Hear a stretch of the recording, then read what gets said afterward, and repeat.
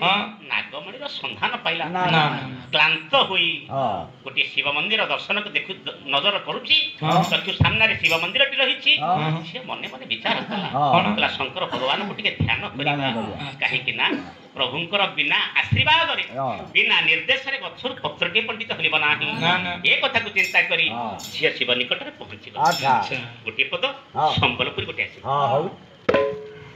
कैलाश कंदरे बसी शंकर गिरिजा कुकुले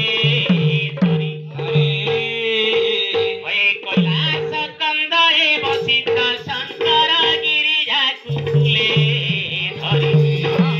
आखि मुदी करे सब सुनो तुम्हें आखि मुदी करे सब सुनो तुम्हार पदे करो गुहारी प्रभु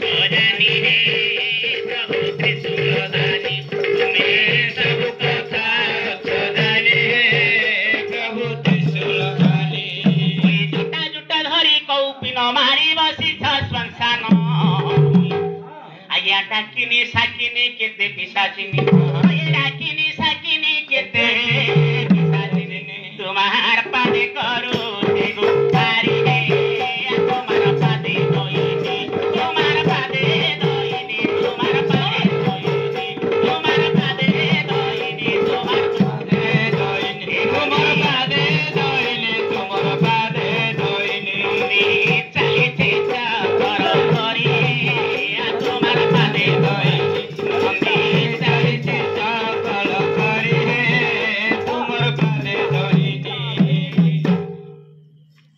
जटा जुटा धरी कौपिन मारी बसी संसार मथारे तुम्हारा गंगा बही अछ तार परे खंडिया साप भेला भेला ओंटारे गुरगुला हे प्रभु साप भेला भेला ओंटारे गुरगुला अंगे बाजुछे जुटानी छान हे प्रभु जटिया बाबा प्रभु जटिया बाबा प्रभु जटिया बाबा प्रभु जटिया बाबा प्रभु जटिया बाबा तुम्हार संगे के दूसरी सेवा हे प्रभु जटिया बाबा तुम्हार संगे के दूसरी सेवा हे प्रभु जटिया बाबा ए मोर यानी मंडली शंकर भगवान को झिल डाकिला मुंडिया टे मारिला से प्राचीर को आउची क्लांत होई टिके विश्राम नउची अच्छा अच्छा घटना टी हला कोन सेही बाट देई पंडित जणे करली से केसे मणिपुर रो जुबराज नाटी होची मेघ वाहन से मुर्गया करिया पई से जंगल को जाईथिले हठात नजर पड़ी गला ओटे सुंदरी कबळा ऊपर अच्छा मने मने विचार करले कहले अनेक जगह बुलीछि अनेक सुंदरी देखिछि किंतु या भली केबे हेबे देखि ना कोन कहला हम गार पुओ कवि सम्राट कवि माधव चंद्र सामंतराय कोन कहले कवि कल्पद्रुम से कोन कहले कोन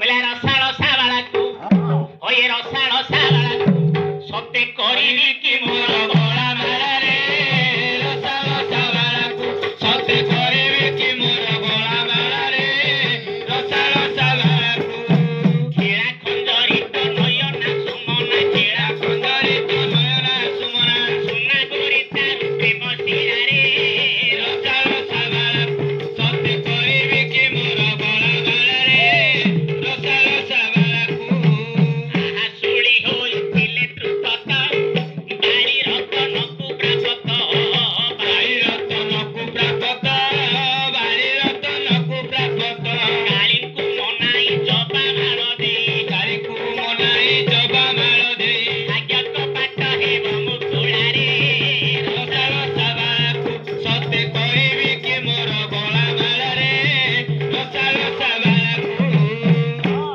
मेघबान मने मने विचार करूछि बोले ए भली सुंदरी को पाइबा पाई हेले शंकर भगवान कठारु जे बर प्राप्त होइथिबो काली को जबा माळ जे कि मंदार माळ जे प्रदान करिथिबो ए भली ସୁନ୍ଦରୀ କୁ ପାଇବ ନା ଆଉ। ହଁ ହଁ ପୁଣି ସାମନ୍ତରାୟ ପୁଅଙ୍କର ଆଉ ଟିକେ ନଜର ପଡିଗଲା। କଣ? ଆଜ୍ଞା ଶେଷରେ କେବଳ ବର ଆସିବ। ହଁ। କଣ କହିଲେ? ହଁ ବୋଲେ ପୁଛା କଲେ ନିର୍ପହାବର ବରାଙ୍ଗୀ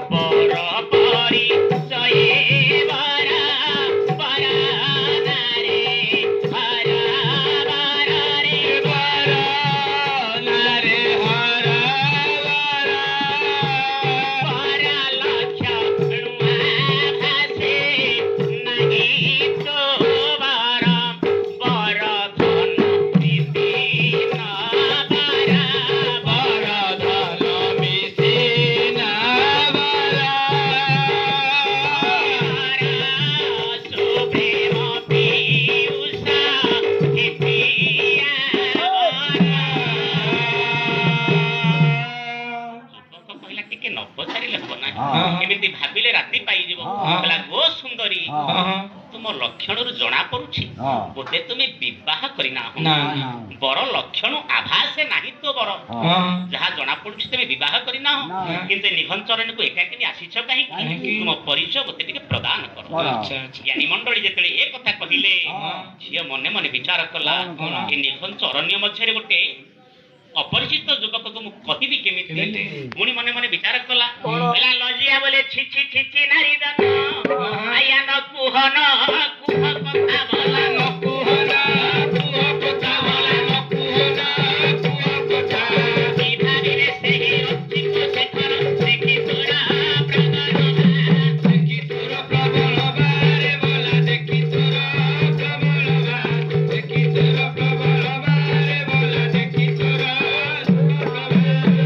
ଗୀତଟିକୁ ଲେଖିଛନ୍ତି ନାରୀ କବି ଅପର୍ଣ୍ଣା। କଣ କହିଲେ? ଗୋଟେ ଅପରିଚିତ ଯୁବକକୁ ତୁ କେମିତି କଥାବାର୍ତ୍ତା କରିବୁ? କେମିତି ସେ ଯୁବକ କଣ ଭାବିବେ? ଆଜ୍ଞା ତା ନିକଟରେ ପ୍ରୀତି ଥିଲା। ସେ କଣ କହିଲା? ପ୍ରୀତି ବୋଲେ ଧର ସନେ ଯାକୁ ତୁହି ଆଲୋ ବି କିଛି ମାନ ପରାଣ ଆଲୋ ବି କିଛି ମାନ ପରାଣ ଆଲୋ ବି କିଛି ମାନ ପରାଣ କଥା ନ କହିଲେ ତୋ ଆଦମ ହେବ ସିନା ଅକାରଣ